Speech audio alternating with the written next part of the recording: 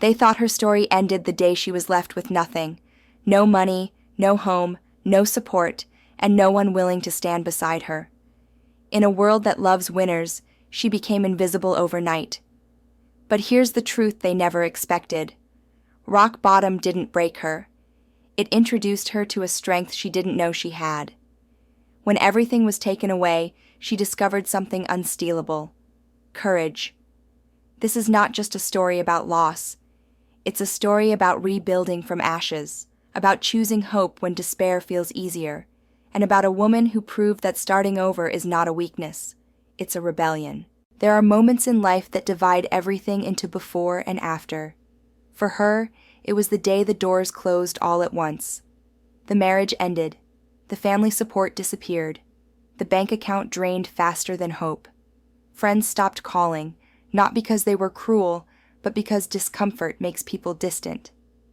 Overnight, she went from being someone with plans to someone just trying to survive. She didn't lose things gradually. She lost them all at once: security, identity, and the future she believed she was building. Society loves to blame women in moments like these. They ask what she did wrong, why she didn't see it coming, why she didn't stay quiet or stay longer. No one asks how heavy it is to carry blame while your world is collapsing. That night, sitting alone with nothing but silence, she understood something terrifying. No one was coming to save her.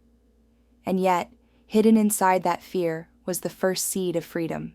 The first phase wasn't rebuilding, it was surviving. Waking up every morning felt like lifting a mountain off her chest. She learned how loud hunger can be and how humiliating it feels to count coins. She learned that pride is expensive and survival demands humility. Some days she cried in bathrooms where no one could hear her. Some nights she lay awake, replaying every decision that led her there. But even in her weakest moments, she refused one thing: to see herself as a victim. Being left with nothing stripped away comfort, but it also stripped away illusions. She stopped pretending for others. She stopped apologizing for existing. Survival taught her discipline, how to keep going even when motivation disappeared. What hurt more than the loss was the silence. People who once praised her strength now questioned her choices. Some offered advice wrapped in judgment, others disappeared completely. This is the quiet cruelty many women face, not just hardship, but isolation within it. Society celebrates strong women as long as their strength is convenient. But when a woman struggles, she is often left alone to prove she deserved help in the first place. In that silence, she made a decision that would change everything. If the world wouldn't believe in her, she would believe in herself harder than anyone ever had. Rebuilding doesn't start with big victories.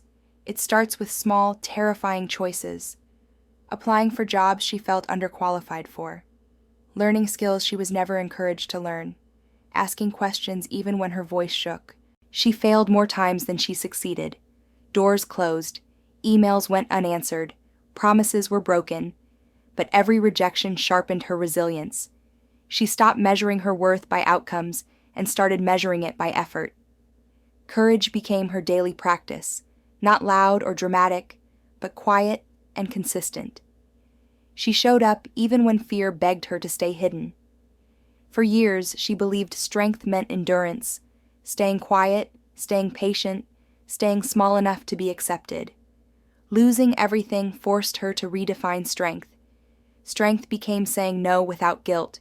Strength became resting without apology. Strength became asking for help without shame. She realized that rebuilding wasn't about becoming who she used to be. It was about becoming someone new, someone honest, self-respecting, and unafraid of taking up space. Behind every visible comeback is invisible labor.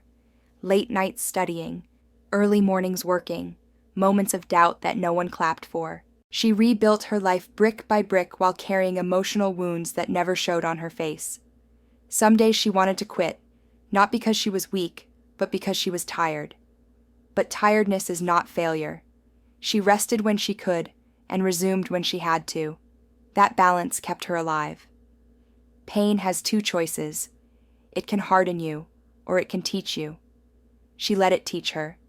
She learned boundaries from betrayal, confidence from survival, empathy from suffering. Where bitterness could have lived, purpose grew instead. She stopped chasing validation and started building value. The same pain that once silenced her became the fuel that pushed her forward. Rebuilding everything didn't mean recreating the old life. It meant designing a new one. She chose peace over approval, growth over comfort, integrity over appearance. Her success wasn't loud, but it was real.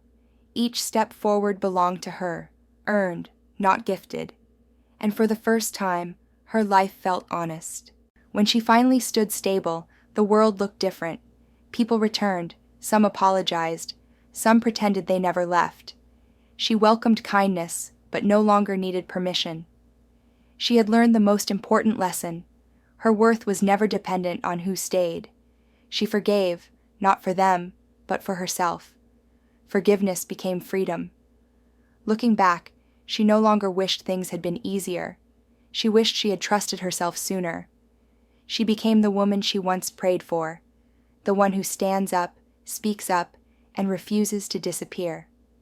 Her story is not rare. It is repeated quietly in homes, shelters, offices, and streets. Women everywhere are rebuilding in silence. Being left with nothing did not define her. Rebuilding everything did.